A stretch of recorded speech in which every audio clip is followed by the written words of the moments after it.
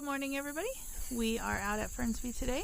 It is a beautiful, cool morning, and today we will be, what are we doing? We're treating for mites today. That's right. Okay, start over. Good morning, everybody. It is a beautiful, cool morning, and today we are out at Fernsby. We're going to be treating for mites in our beehives and give a little update on the seeds we planted last time we were here, where they had kind of carved out the area for the driveway. So it should be pretty exciting. We're going to remove the top supers, place them on the lid. Then we're going to take off the queen excluders because we've decided to leave these frames of honey for the bees. And then after that, we'll be doing a little bit of deconstruction on the hives so that we can weatherproof them because we're going into the rainy season. And as you know, when we did the Kool-Aid dyeing, it didn't work. So we have to switch some stuff around. Ready? Yep. We did our beekeeping stuff already today. We had an hour's worth of footage. And then we found out the file was corrupted. After we did all the work and all the filming. So we don't have any of that footage. Luckily, I think it was kind of boring. But I'll give you a recap of what we did. So we replaced the bottom boards. We took the screen bottom boards out. You can see them laying down here in the front. And we replaced it with a solid bottom board on both hives. Okay. And then we replaced the bottom brood box. You see there, that one there, and then the one on topaz, with ones that we had just freshly stained. And we're taking the old ones, the one you see kind of cockeyed over there leaning up against the hive, and that one there leaning up against Topaz's hive. And we're going to take those home along with the screen bottom boards and restain those so that everything is all one color. In fact, actually, I think we're going to do red and green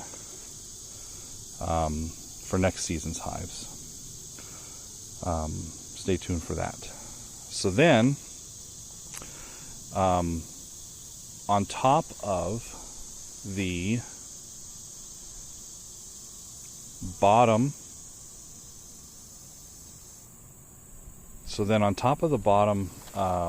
brood box, in between the bottom brood box and that first medium super you see there, that bottom medium super, there's some space because we actually have the deep frames on that second super. And so there's a little bit of a gap, a couple of 3-inch gap. And we took out all that comb that was there. And there's just as much on Topaz's hive too. And we took out all that comb that they had built to give them the space, because what we did was we put Apigard in the hive. And Apigard is a thymol mite treatment that's going to kill the mites. And it needs a little bit of room. There's about a 1/4-inch little tray. I better back up, they're hitting me. I'm not wearing my suit. There's a 1/4-inch little tall tray of the thymol, and it's little crystals that the bees will walk in and take throughout the hive. And as they do that, the thymol will spread to all of the bees and all of the hive and all of the comb that's in there, and will kill all the mites. We've installed 2, which is a full dose, in each hive, on top of the brood frames that have the larvae, because that's where the mites like to hide and reproduce. So what we're going to be doing is we're going to be taking home all of the equipment you see here, except for the hive, the telescoping covers, and and restaining those, and then we've treated for mites. So in 2 weeks we'll come back and we'll do the dosage again. We'll put the dosage back on, and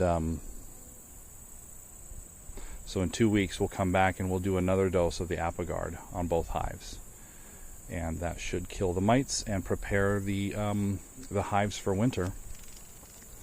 One of the big things that kills your hives during the winter is the virus load, which is caused by the mites. So that's why we're treating them now, so that they can survive the winter and have a good time.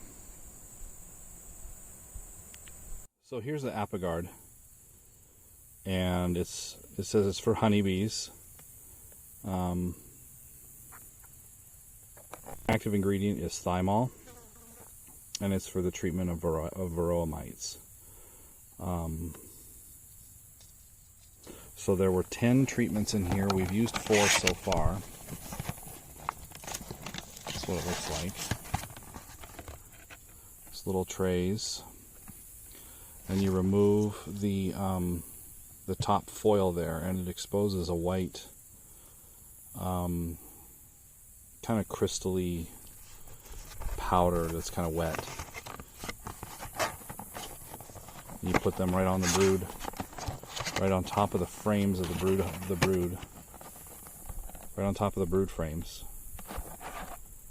And yeah. Apigard. Not a sponsor yet.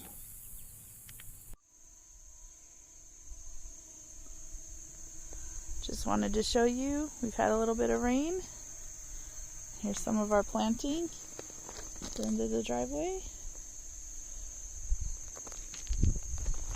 Over here in the big area, look at that.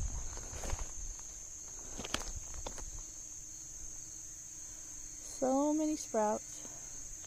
So it's going to be mostly buckwheat, amaranth, sorghum, the cowpeas, the daikon radishes. Looks like we got a lot of daikon radishes.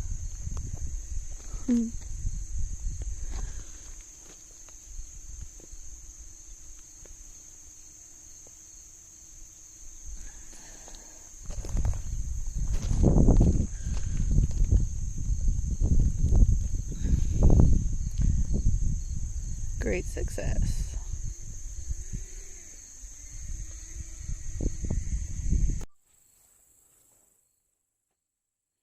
Alright, so we just planted in the garden our winter stuff.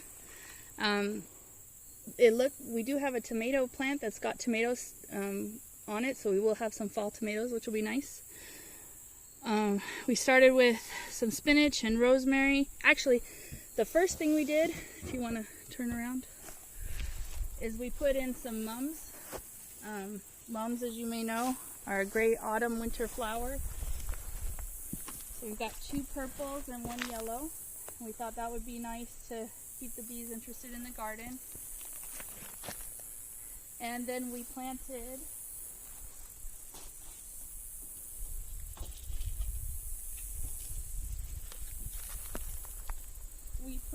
some winter companions that enjoy the... I missed a hole right there. Oh. What did we want to plant there? Peas. Peas? Alright, we'll fill that in a second. So, in the bales that hadn't been planted in the center, we put either broccoli or Brussels sprouts. We've put in some beets, spinaches, rosemary, oregano, a little bit of acorn squash, and some snow peas. So, both for some of these plants, although they're all like vegetables and edible, some of like the herbs will repel squash moss and cabbage moss, sorry, and squash beetles if they show up. And then hopefully we'll have a nice little fall harvest of this little companion planting. So that's where we're at. Yay team.